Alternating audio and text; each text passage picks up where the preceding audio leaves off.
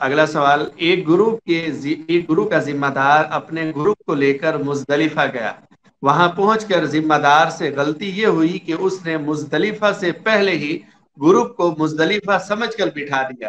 جنہوں نے مزدلفہ سمجھ کر وقوف کیا، بعد میں پتہ چلا وہ مزدلفہ نہ تھا۔ اور مزید بھی انہوں نے وضاحت کی، یعنی وہاں سے وہ سورج طلوع ہونے کے بعد اٹھے، گویا کہ سورج طلوع ہونے سے پہلے وہ مزدلفہ سے گزرے بھی نہیں۔ تو اب ان کے لیے کیا حکم ہے؟ آیا دم آئے گا؟ اگر دم آئے گا تو کس پر آئے گا؟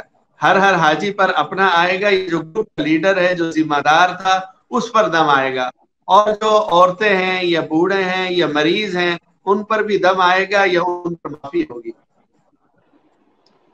دیکھیں، جو مزدلفہ کا وقوف تو ان کا چھوٹ گیا نا، وقوف ہو ہی نہیں سکا، تو ایسی صورت میں دم لازم ہے، اور مردوں عورتوں سب پر لازم ہے۔ عورتوں کے لیے جو گنجائش ہے وہ یہ ہے کہ وہ اگر شام کو مزدلفہ پہنچ جائیں اور آدھی رات کے بعد، جیسے رسول اکرم صلی اللہ علیہ وسلم نے خواتین کو اجازت دی تھی، تو آدھی رات وہاں مزدلفہ میں گزارنے کے بعد اگر وہ نکلیں تو ان کے لیے گنجائش ہے۔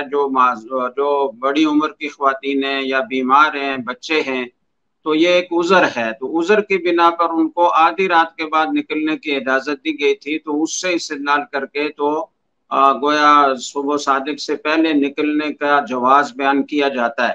تو یہ تو مزدلفہ میں داخل ہی نہیں ہوئے نا، اور نہ کسی عذر کا ذکر کیا گیا ہے کہ کوئی معذور تھا، تو اس کا تو مطلب یہ ہوا کہ وہ مزدلفہ میں نہ تو رات ان کا گزر ہوا، نہ کچھ دیر قیام ہوا، نہ فجر کے بعد ہوا، طلوع آفتاب کے بعد یہ مزدلفہ میں داخل ہوئے مینا آنے کے لیے، تو مزدلفہ کا وقوف سب کا رہ گیا، اس لیے سب پر دم لازم ہے۔ اور بہرحال کسی کے ورگلانے سے، کسی کی غلطی سے طواف تو انہی کا رہا ہے، لہذا ہر ایک پر اپنا اپنا دم لازم ہے۔ البتہ ذمہ دار جو ہے وہ اس بے احتیاطی کی وجہ سے گناہگار بھی ہوا، اس کو استغفار بھی کرنا چاہیے، اور جو ان میں غیر مستطیع لوگ ہیں تو ان کے ساتھ جتنا تعاون وہ دم ادا کرنے میں کر سکتا ہے وہ اسے کرنا چاہیے۔